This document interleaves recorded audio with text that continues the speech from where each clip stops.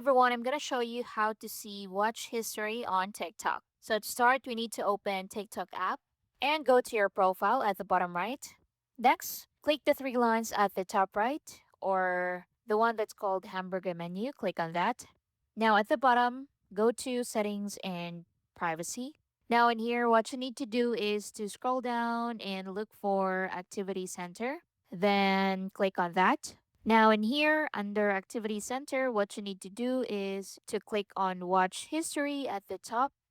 Now after you click that, so at the top you'll see filter by date. So if you click that, you can change it to yesterday, last week, last month, or date range. So you can select date range and click on confirm and click on apply, and you'll see all your watch history from that date.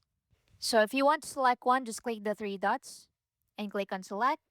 So you can also click select all watch history, and if you want to delete them, just click on delete and confirm the action, and that's basically it. You can also click the search bar and search for it.